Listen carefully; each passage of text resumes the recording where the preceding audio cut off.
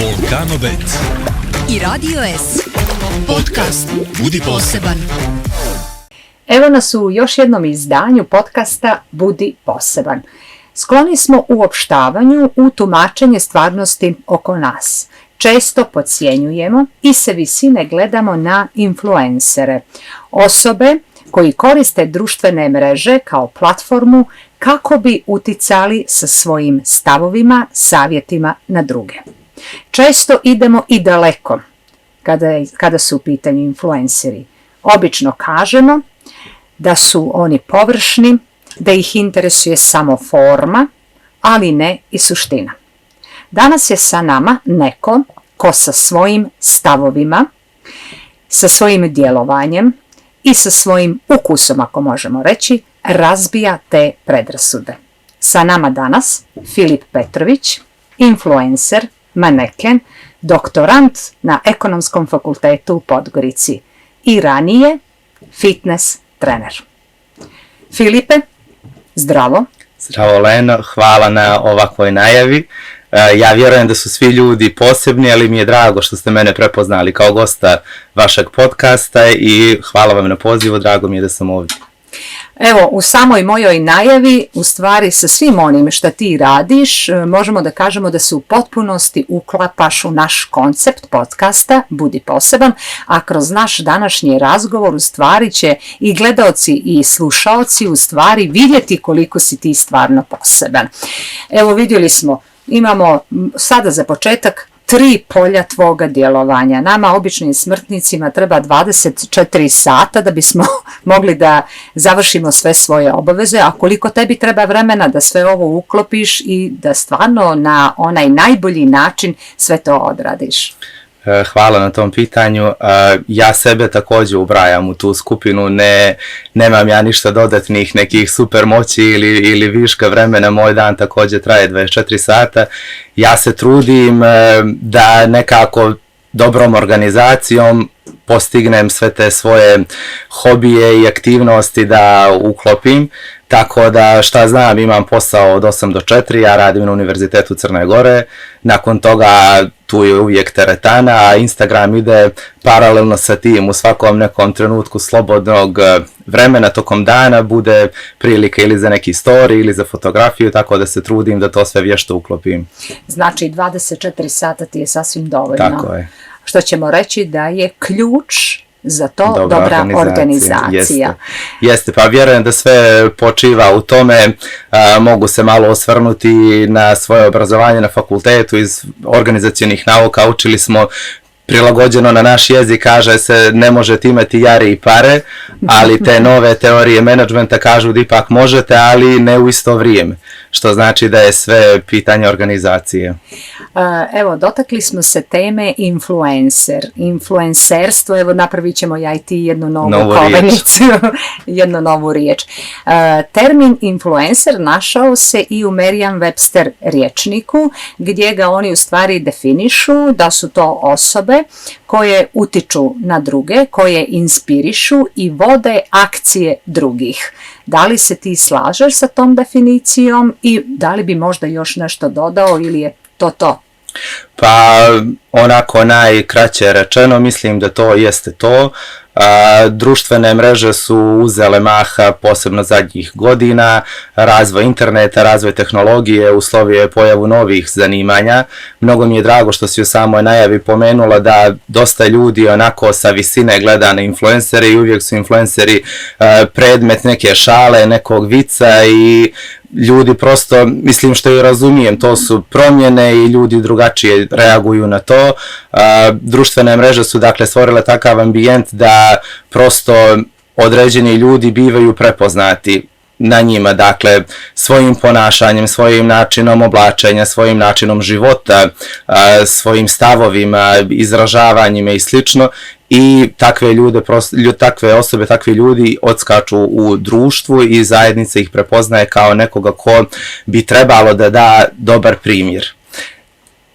Sad, ja se trudim da kroz svoje objave, kroz prosto svoj način života ukažem na to da je bitno raditi na sebi, graditi sebe na što više frontova, samim tim izrastati u neku bolju, kvalitetniju osobu i bolje formiranu ličnost, tako da se trudim da i nadam da mogu biti dobar primjer ljudima koji me prate. To sigurno.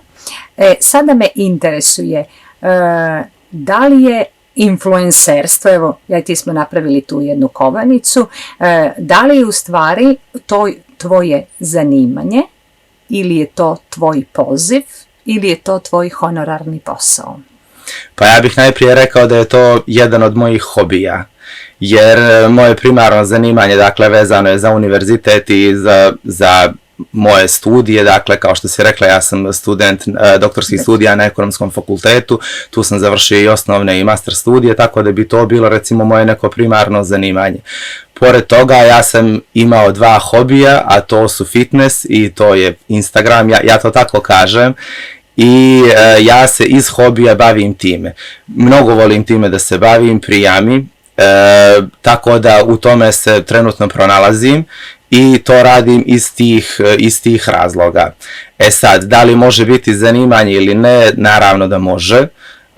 Postoje ljudi koji su full time posvećeni tome i koji to vrlo uspješno i lijepo rade. Za mene je to još uvijek, da kažem, hobi. Sada me interesuje sljedeće. Kada i kako si odlučio i rekao sebi, Filipe, mogao bi ti da budeš influencer?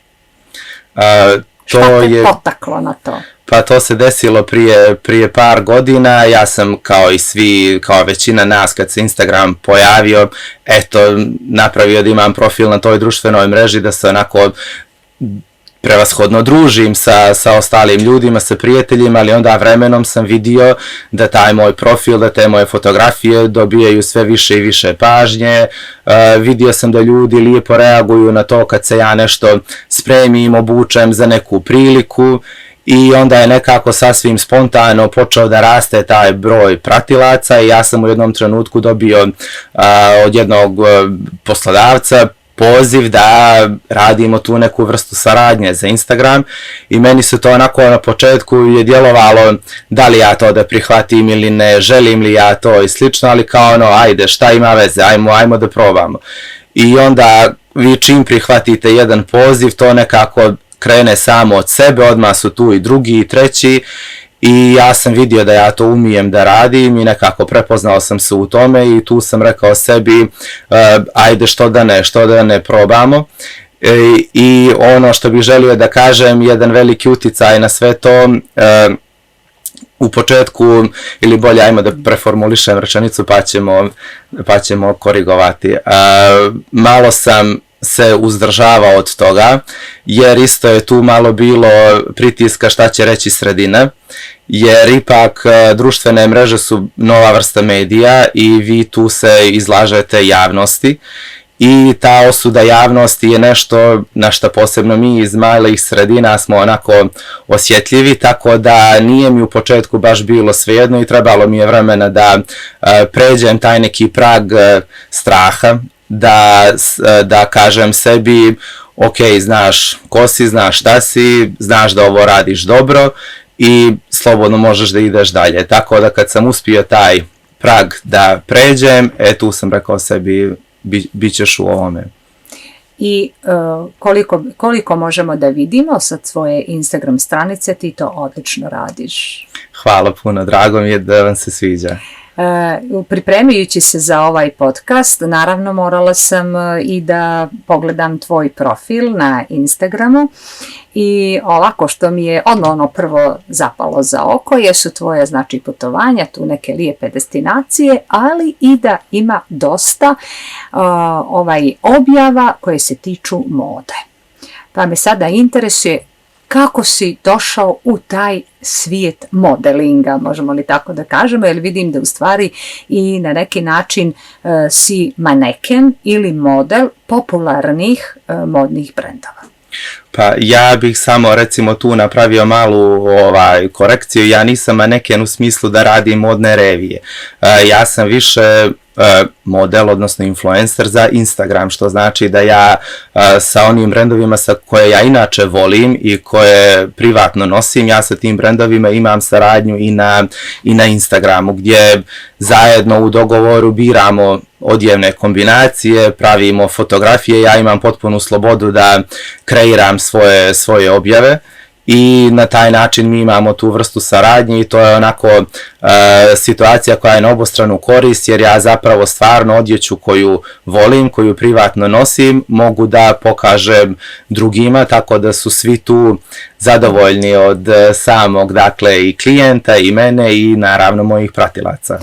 To je u stvari, planirala sam i to upravo da te pitam, koliko se u stvari Instagram razlikuje od realnosti, jer ranije, eto, dok sam ja bila kao novinar, imala sam priliku da se susretnem sa poznatim svjetskim top modelima i tako nekada u razgovoru koji su radili modne revije, za poznate, znači, modne kreatore, i jedno od mojih pitanja je bilo da li oni lično preferiraju, na primjer, tog modnog kreatora, pa neke su mi rekle da, a neke su rekle da potpuno nekog drugog, ali su rekli to je naš poziv i mi jednostavno moramo to da nosimo. A sada si rekao da ti u stvari za sve one brendove ili kompanije koje prezentiraš, da u stvari lično voliš i da se lično osjećaš u tome i da voliš da nosiš. Što će reći, da li ti kao influencer u stvari kada dobiješ tako poziv od nekoga i tebi se svidi taj garderoba, ti ćeš znači prihvatiti da radiš za njih, a ono što ti se ne svidi nećeš, ili se jednostavno ne osjećaš, nije Filip u tome? Pa ja mislim, ako bih uradio nešto u čemu se ja ne osjećam lijepo, da to ne bi na kraju dobro prošlo kod mojih pratilaca i da bi se na neki način prepoznalo da nije to nešto u čemu ja uživam i za čega ja stvarno stojim i u šta vjerujem. Ja možda imam srećnu okolnost što, opet kažem, Instagram je moj hobi i moja egzistencija ne zavisi od Instagrama, tako da imam, da kažem, tu određenu vrstu luksuza da neku saradnju ne prihvatim ukoliko ne želim. Tako da stvarno ono što je prisutno na mom Instagramu, ja iza toga stojim 100%. A koliko Filip, kada radi takve stvari, koliko u stvari sebe pokazuje pratiocima, a koliko u stvari čuva za sebe i za svoje najbliže? Pa meni tu ovako ljudi iz moje najbliže okoline koji su moji najveći obožavatelji, ali i kritičari, često mi spočitavaju to da se ja vrlo malo snimam u poređenju sa nekim drugim kolegama iz iste sfere posla, ali to je upravo iz razloga jer ja stvarno želim da određeni dio privatnog života držim za sebe. Dakle, to što ja prikažem na Instagramu, to jeste dio mog života, ali to nije čitavi moj život. Ja opet ne znam, ako izađem na kafu sa prijateljima, meni je draže da mi provedemo vrijeme, da u nekom našem razgovoru, šalama i slično, nego da ja sad tu trošim određeni dio vremena da bismo mi snimili baš neki lijepi story za Instagram, ili da, mislim, ajde, može i to da se desi onako spontano, ali za lijepu objavu, kvalitetnu objavu potrebno je vrijeme, tako da se opet vratimo na početak onog našeg razgovora. Iako neko kaže za influencere, a oni se samo slikaju, vi da biste se samo slikali, vi morate, evo ja na primjer volim da idem redovno u teretanu, da vodim računa o svom izgledu, da izaberem lijepu lokaciju, da napravim lijepu odjevnu kombinaciju da bih stvarno prikazao sebe onakvim kakav ja jesam. Tako da nije to da se samo slikate, tu ima dosta te pripreme, tako da ta fotografija na kraju koja nastane samo je ono rezultat svega onoga što je bilo prije toga, tako da nije lako napraviti objavu za Instagram, uspješnu objavu za Instagram. Znači nije to samo ono puka forma, nego boga mi tu ima i dobre suštine. Pa sve zavisi kako ko želi. Ja stvarno se za svaku svoju objavu trudim, tako da za mene nije to tek puka forma, je to samo da se nešto objavi. Pa dobro, možda i to sa fakulteta, ono kao student i sada, jel tako, na doktorskim studijama, bilo što i kad ispit polažeš mora se znači temeljno pripremiti za sve. Pa tako je, ja sam po prirodi, eto mogu reći perfekcionista i ja stvarno volim, ajde ako ne 100%, barem 99% sebe da dam, tako da meni tu treba malo i vremena i truda i posvećenosti i svega. Vidim jer si se odlično spremio za podcast. Hvala, drago mi je da ti se sviđa, hvala. Rekao si da influencer u stvari nije tvoj poziv. Rekli smo koje ti imaš obaveze i da si na fakultetu angažovan, da ti je u stvari ovo samo hobi. Ali također si rekao da mnogi oni koji se bave ovim i kao influenceri, da jednostavno njihova lična egzistencija upravo zavisi od toga. Pa iz tvoje vizure, da li influenceri ovdje u Crnoj Gori mogu dovoljno zaraditi da bi mogli da žive pristojno? Dobro, ja bih samo isto volio da kažem, ovo jeste moj hobi, ali ne bih volio da se tumači da ja isto možda malo nekako to posmatram drugačije. Ja stvarno vrlo poštujem i sve svoje kolege i poštujem samo zanimanje influencera. Znam par kolega iz Crne Gore koje jako puno rade. Ne ulazim sad u njihove razloge, ne znam iz kojih razloga su full time influenceri, to je naravno njihov izbor. Meni se po njima čini da oni lijepo žive, sad opet zavisi kako ko ima kolike prohtjeve, ali vjerujem ako se trudite, ako ste uporni, ako ste stvarno tome posvećeni, da možete da lijepo zaradite. Sad ne vjerujem da to mogu biti neke visoke cifre, ali da imate neko lijepo mjesečno primanje. Loša je stvar tu što vi ne možete da budete sigurni, to zanimanje nema stabilnost jer svi ti ugovori su kratkog roka, tako da vi uvijek morate da tražite nove, tako da iz toga razloga po meni taj poziv nije zahvalan u Crnoj Gori, jer baš je neprestana borba, ali naravno imate Zapad, imate Sjedinjene Američke Države koje su kolijevka show biznisa i tamo prosto sve cvjeta i ljudi su milijone zaradili, milijone dolara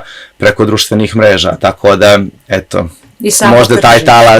možda taj talas dođe i do Crne Gore.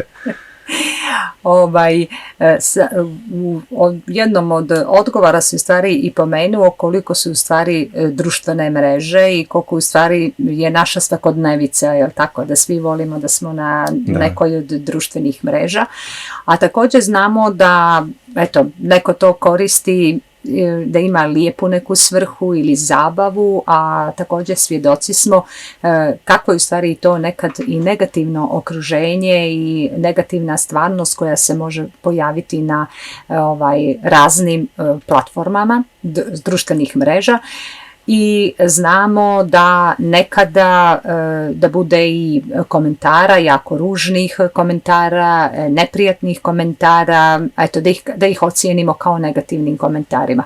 Kakvo je tvoje iskustvo što se tiče lično tvojih pratioca? Da li si imao tako neko ružno iskustvo, jer si sam rekao da si u momentu kad si htio to da radiš, da si se dosta preispitivao, da li ti to treba, da li ćeš možda negdje i doći u takvu neku situaciju? Ja moram reći da na sreću do sad nisam imao neko ružno iskustvo. Ja opet vjerujem da mene prate ljudi koji me vole, koji me podržavaju, kojima se dopada to što ja radim. I vjerujem da tako treba generalno i da bude. Ako vam se neko ne dopada, vi niste prinuđeni da ga pratite i to je neka moja parola. Mislim da je mnogo ljepše nekoga i obrisati i blokirati i bilo šta ako vas njegov sadržaj iritira ili njen, nego tu osobu pratiti pa onda još iz tog nekog revolta ili ne znam čega ići na objave te osobe i pisati ružne riječi. Moment kad sam ja odlučio da pređem taj prag i uradio sam intervju za jedan od naših portala i onako, pošto je imao taj intervju veliki odjek, vidio sam da je bilo nekih komentara i sad opet iz te neke radoznalosti vi ne možete ipak ako otvorite da pročitate. I ja sam samo naišao na jedan komentar, mislim ne znam ko je tamo, niti piše ime, niti ništa na portalu. i nešto je pisalo bolje da ide da cijepa drva. To je bio komentar.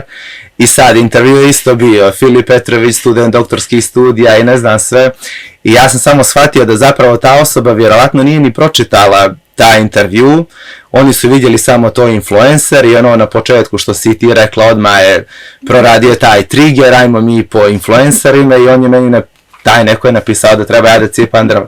I ja sam samo sebe tu zaustavio i rekao sam ajde nećemo ići dalje, nema potrebe ovo ni da čitamo i mislim meni je to ok, ja sam svjestan ne može mene svako da voli i ne treba mene svako da voli jer prvo mislim ne mrzim stvarno nikoga, ali opet isto preferiram ja neke stvari više u odnosu na druge, tako da je meni to skroz ok, ali vjerujem da barem neku dozu ljudskosti prvo treba da imamo, onda nakon toga i lijepog vaspitanja, tako da recimo meni se Instagram sa te strane možda najviše od svih društvenih mreža i sviđa jer nisam primijetio tu nekih negativnih komentara koliko nažalost recimo ima, ja pomenuću na TikTok kao platformu ili recimo tek Twitter odnosno X.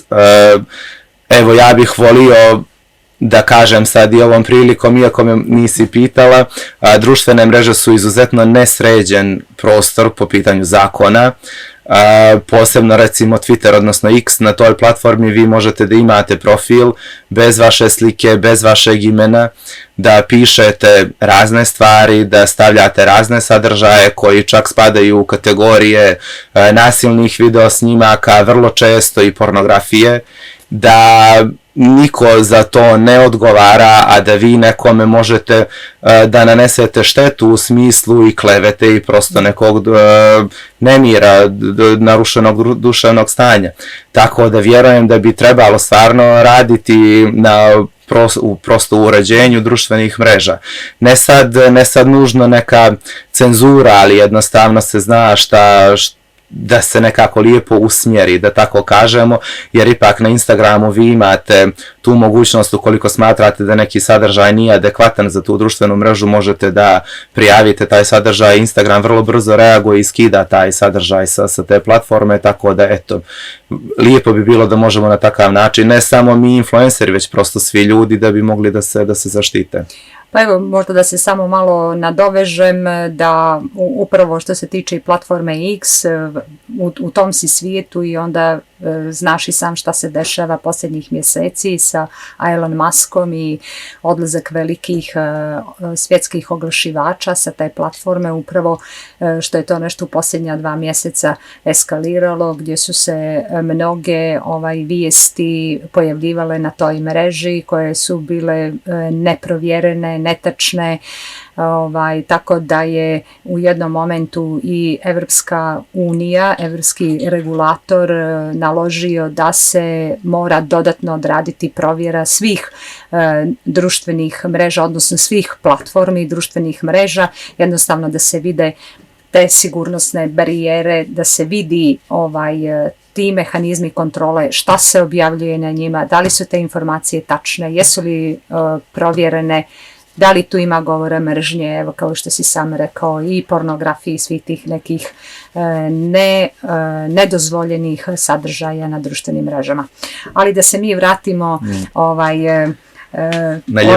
na one naše ljepše teme. Pa evo sada da se možda nadovežem, što ti je ostavio komentar, bolje bi ti bilo da cijepaš drva, jesi li možda probao?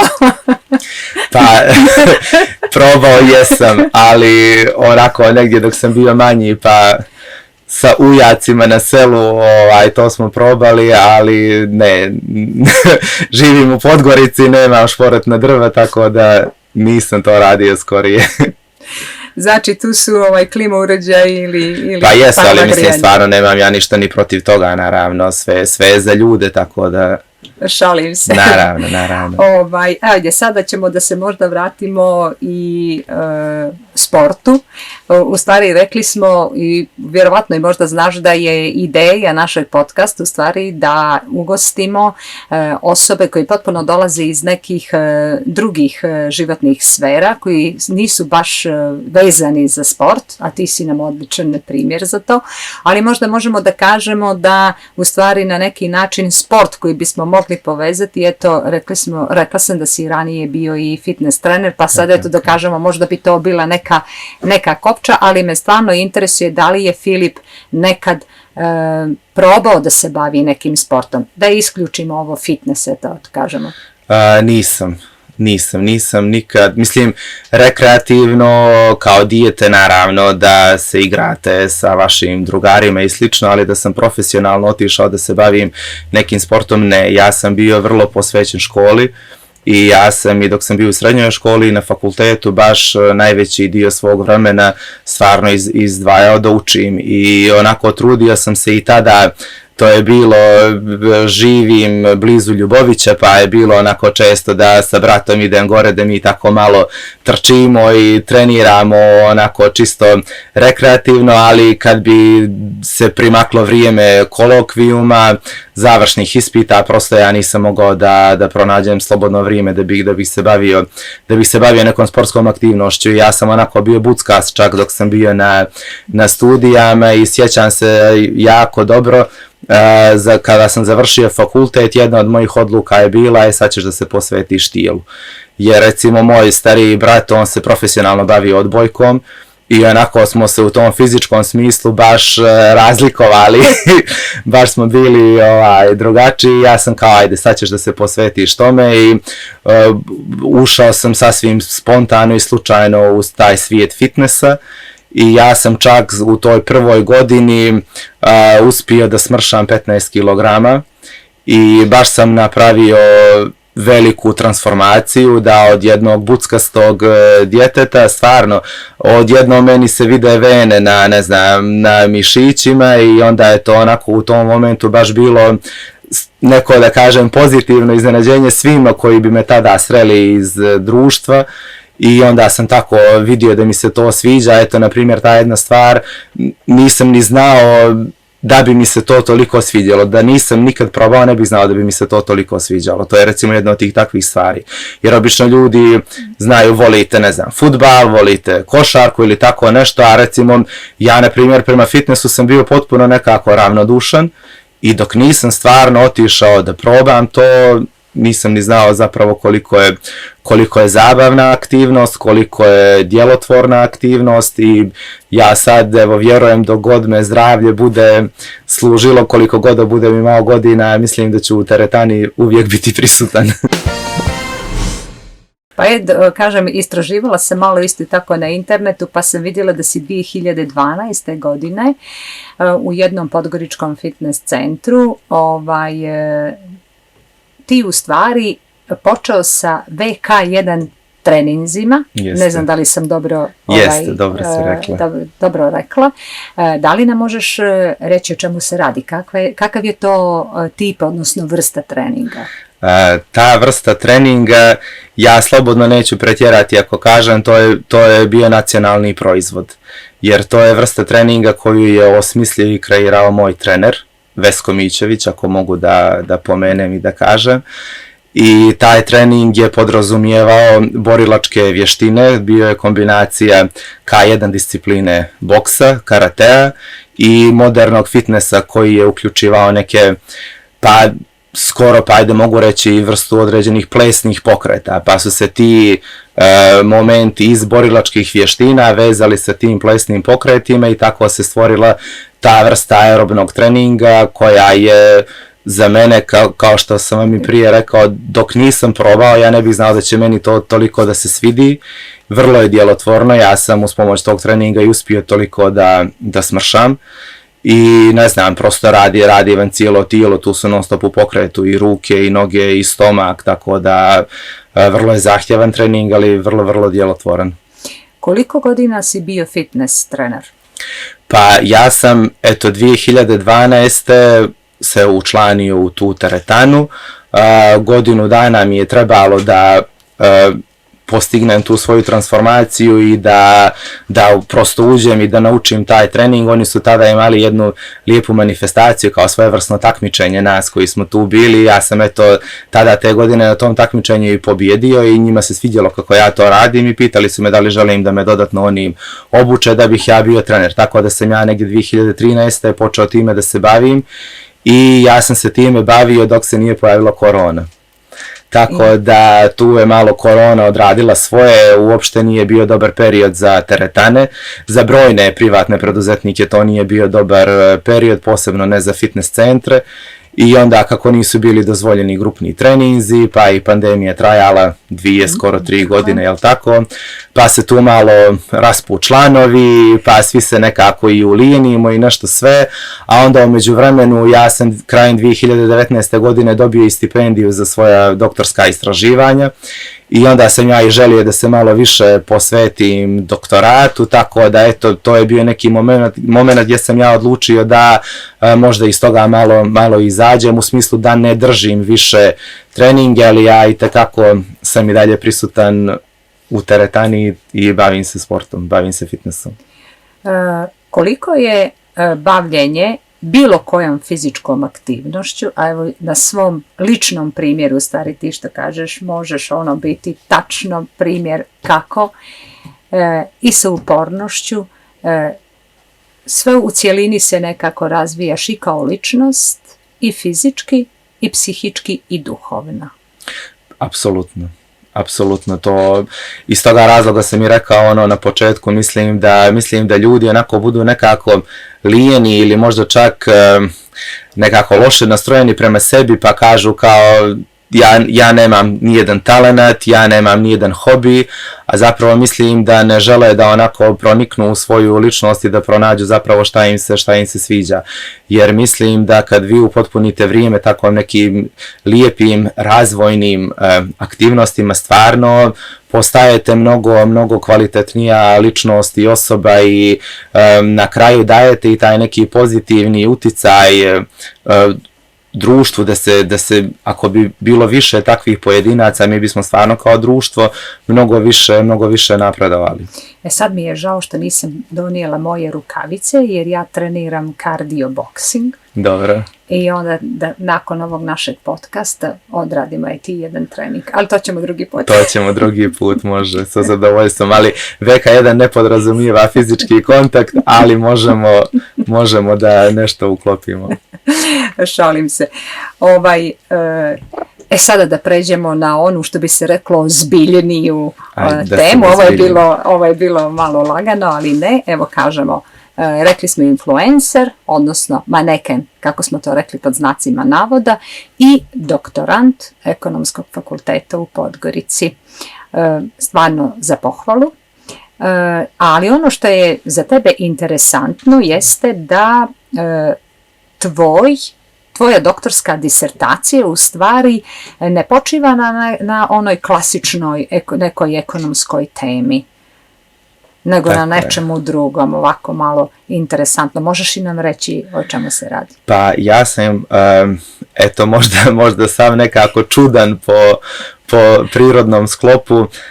Meni nije bila želja da se bavim klasičnim ekonomskim temama i možda i što sam imao toliko radnog iskustva na univerzitetu, pratio dešavanja prvenstveno u Europi, vidio sam da je onako dosta popularno i aktuelno takozvane interdisciplinarne teme, odnosno naučne teme koje spajaju više naučnih oblasti, tako da ja onako tražeći čime bih mogao da se bavim, opet sam bio tu vezan za sektor visokog obrazovanja i sad opet jedna specifičnost koja postoji u Crnoj Gori.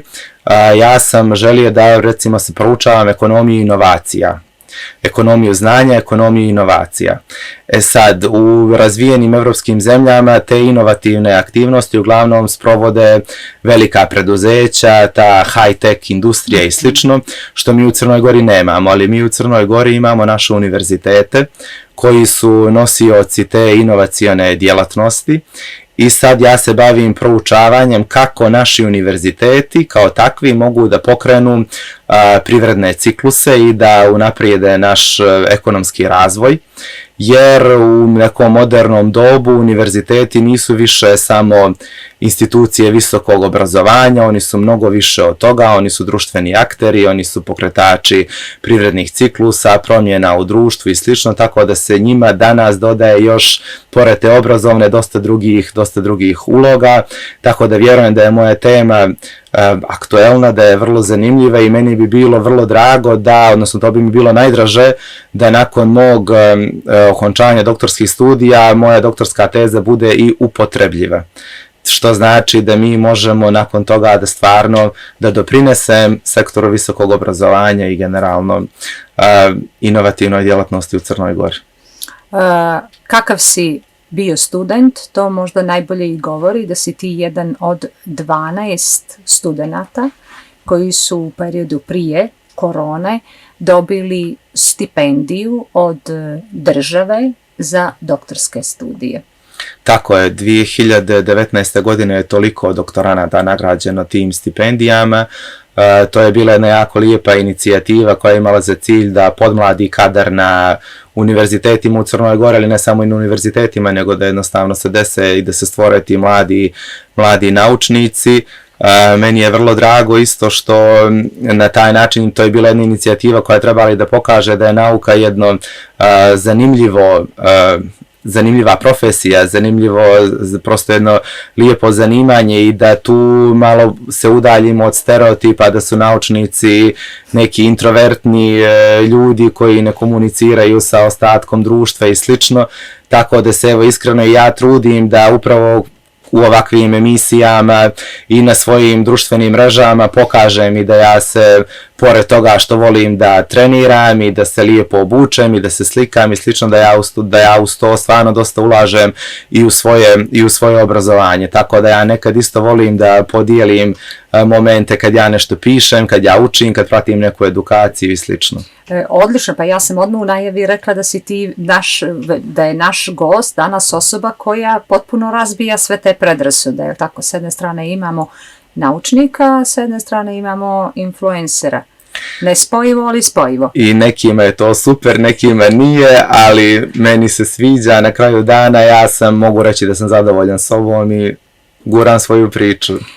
A znam, sigurna sam da znaš da pojedini ekonomski analitičari, poznati u svijetu, evo možda možemo samo pomenuti Grka Yanisa Varoufakisa ili Francuza Tome Pikettyja, oni su u stvari, kako kažu, pop zvijezde, u stvari influenceri, ali jako uticajni ekonomski analitičari.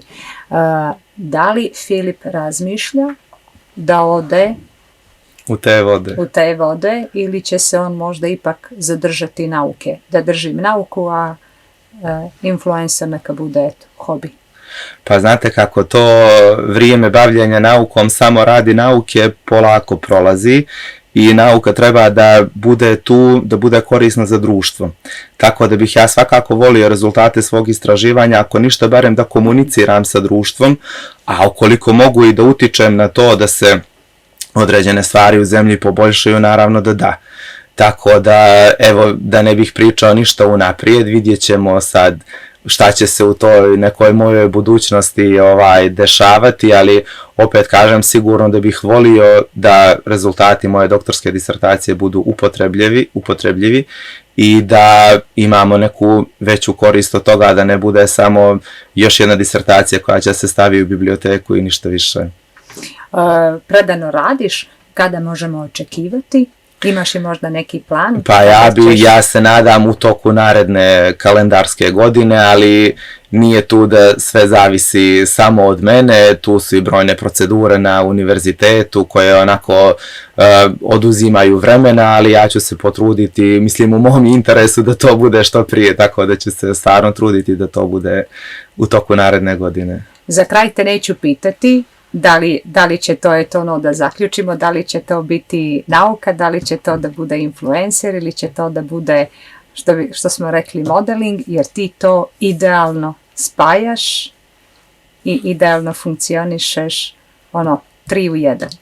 Pa iskreno ja, evo, dok god mi to bude odgovaralo, tako ću se ponašati, to ću i raditi, jer mislim da čovjek treba da iskoristi sve svoje talente i sve svoje potencijale. Na kraju krajeva mi imamo taj neki naš životni vijek i zašto bismo čitav životni vijek podredili samo jednom zanimanju. Ja se držim toga i eto, ono što mi bude prijalo, ja ću to raditi. Filipe, stvarno si poseban. Iz ovoga sve što si rekao, možemo zaključiti da si poseban i možeš opravdati definiciju influencera da je to osoba koja inspiriše.